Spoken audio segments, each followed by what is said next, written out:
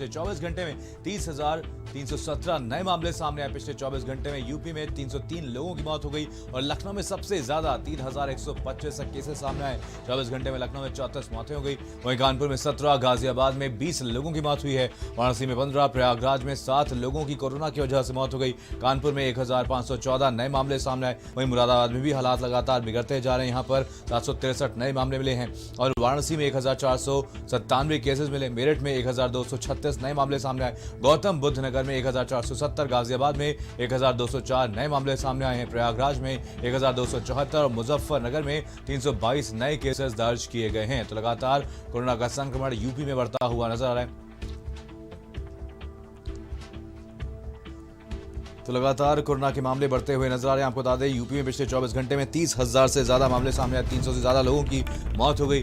हमीरपुर से खबर, जहां पर ARTO मोहम्मद हसीब की कोरोना से मौत हो गई है और हमीरपुर में कोरोना कहर लगातार जारी है और कानपुर में चांदनी अस्पताल में भर्ती थे और जिले में 240 नए कोरोना के मामले सामने आए हैं। तो जिले में 240 नए कोरोना के मरीज मिले हैं। लगातार संक्रमण बढ़ रहा है। सहारनपुर से खबर, जहां पर जिला अस्पताल में बेड की भारी कमी है और बेड की कमी की वजह से मरीज परेशान हो गए हैं। जिला अस्पताल की लापरवाही सामने आई। तीमारदार खुद ही स्ट्रेचर ले जाते हुए दिखाई दिए। आपको बता दें डॉक्टर स्टाफ मरीज को हाथ तक नहीं लगा रहे हैं। सहारनपुर के जिला अस्पताल में देखभाल मरीजों की नहीं हो रही है।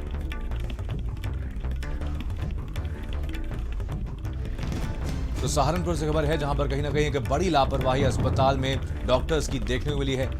मरीजों को बेड तक नहीं मिल पा रहा है, भारी कमी है और बेड की कमी की वजह से मरीज काफी ज्यादा परेशान हो गए हैं। वहीं जिला अस्पताल की लापरवाही भी इस दौरान सामने आई है। आपको बता दें यहाँ पर तीमारदार खुद ही स्ट्रेचर ले जाते हुए कैमरे में कैद हुए। स्ट्रेचर खुद ही ले जाते हुए दिखाई दिए। डॉक्टर स्टाफ मरीज को हाथ तक नहीं लगा रहे।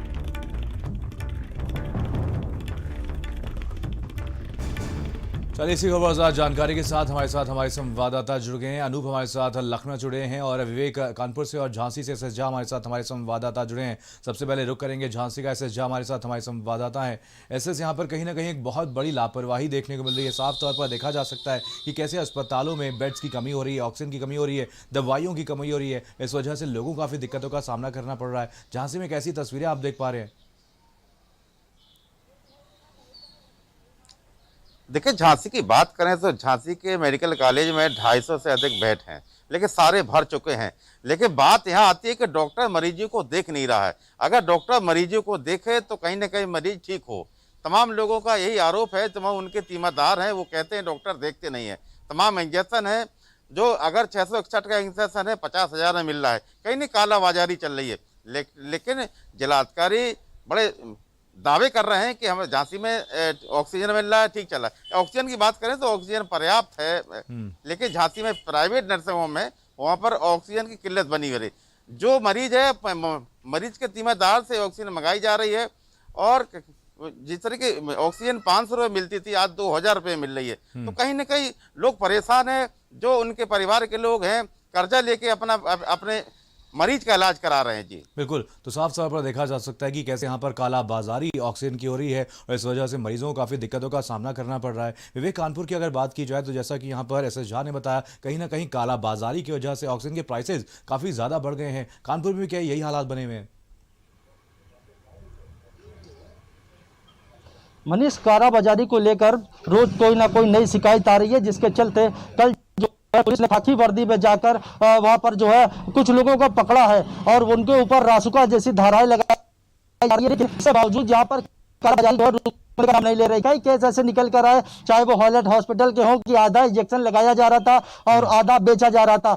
ऐसे ही ऑक्सीजन में जो इंक्लूमेंट लगते हैं, जो घड़ियां लगती हैं, उनकी यहाँ पर कालाबाजारी चल रही थी। प्रशासन यहाँ पर लाख दावे कर रहा है, लेकिन सारे दावे यहाँ पर खोखले नजर आ रहे हैं। जिस तरह से कल पूरे उत्तर प्रदेश में देखा गया है कि वैक्सीनेशन जो 18 साल से 44 साल के ऊपर की वैक्सीन लगनी थी, लोगों को जागरूक किया गया था। लेकिन आज उसी के दूसरे दिन हम आपको कुछ तस्वीरें दिखाना चाहेंगे मनीष, कि ये वैक्सीन सेंटर उर्सुला का है, जहां का कल मंत्री सतीश महाना ने और यहां के सारे आला अधिकारियों ने मिलकर यहां पर जो है वैक्सीनेशन का उद्घाटन किया था। हम आपको दिखा सकते हैं कि ये उद्घाटन का अभी तक फीता भी लगा हुआ है और उसके बावजूद आज ये दूसरा दिन है, यहां पर ताला लटका हुआ है।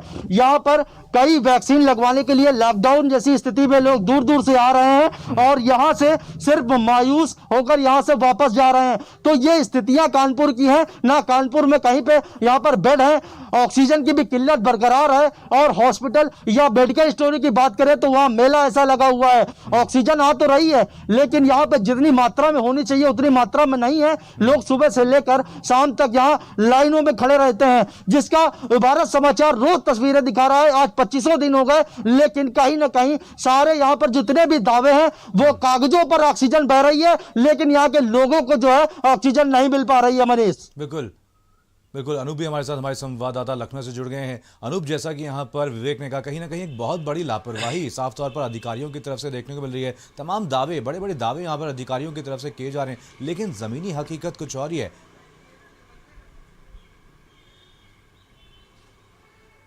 देखिए मनीष, बिल्कुल इससे इनकार नहीं किया जा सकता कि शुरुआत से ही जो है लगातार जो लापरवाही है अधिकारियों द्वारा वो सामने आ रही है। यही वजह है कि जो ऑक्सीजन है वो लोगों को मिल नहीं पा रही है, जो दवाइयां हैं चाहे रेमडेसिविर की बात करें या ऑक्सीमीटर, आप समझिए कि मार्केट से पूरी तरह से गायब हो चुका है। यदि कहीं मिल भी रहा है तो 2,000-2,500 रुपए में उसको जो है ब्लैकमेलिंग करके बेचा जा रहा है। लोग मजबूर हैं इसलिए लोग खरीद भी रहे हैं। इसी तरह ऑक्सीजन की जो है वो भी कालाबाजारी की जा रही है, ऊंचे ऊंचे दामों पर उसको बेचा जा रहा है। अगर हम बेडों की बात करें तो बेड जो है वो भी अवेलेबल नहीं है तमाम हॉस्पिटलों में। यहाँ तक कि लोग जो है मजबूरन घरों में आइसोलेट हैं, लेकिन ऑक्सीजन की समस्या के चलते उनके जो परिजन हैं, जो तीमारदार हैं, वो लंबी लाइनों में लगे हुए हैं। इस भीषण गर्मी में वो इस जद्दोजहद में है कि उनका ऑक्सीजन जो है मिल जाएगा ताकि उनका जो परिवार का सदस्य है वो उसको जो है ऑक्सीजन मुहैया हो पाएगा, उसकी जिंदगी बच पाएगी। लेकिन लगातार मनीष हम देख रहे हैं कि ये जो समस्या है ये बनी हुई है। अब सवाल ये उठता है कि खुद जो है मुख्यमंत्री जब आदेश कर चुके हैं और एक बड़ी टीम भी बनाई गई है तो वो टीम जो आखिर कर क्या रही है। आइसोलेट जो मरीज हैं उनका जो आंकड़ा है वो भी अभी तक जो है नहीं जुटाया गया है, ना ही उनसे जो है अधिकारी संपर्क कर रहे हैं, जबकि ये निर्देश किया गया है कि आइसोलेट जो मरीज हैं उनके संपर्क में अधिकारी रहें और उनकी जो भी समस्या है उसका निदान किया जाए। कल ही हमने मनीष देखा कि आशियाना में किस तरह से जो एक बाप बेटा जो है वो कोरोना पॉजिटिव थे और इलाज के अभाव में उनकी मौत हो गई और जो माँ थी वो भी जो गंभीर जो है अभी अब जो है उसका इलाज किया जा रहा है। इसके अलावा एक और युवक जो है वो भी कोरोना के चलते गुमनामी की मौत जो है घर के अंदर उसकी हो गई। तो ये जो तस्वीरें हैं जो सामने आ रही हैं ये खुद बता रही हैं कि आखिर जो आइसोलेट मरीज हैं उनका क्या होगा। उनके लिए क्या अधिकारियों को ध्यान देने की आवश्यकता नहीं है? ना उनको बेड मिल पाया, ना उनको ऑक्सीजन मिल पा रही है, ना उनको दवाइयां मिल पा रही हैं। इसके अलावा जो उपयोगी दवाइयां हैं वो भी जो है समय पर मुहैया नहीं हो पा रही है, ऑक्सीजन बेड भी नहीं मिल पा रहा है। तो जाहिर सी बात है कि अपडेट्स लेते रहेंगे। फिलहाल तमाम जानकारी का आप सभी का बहुत बहुत धन्यवाद। तो लगातार कोरोना का संक्रमण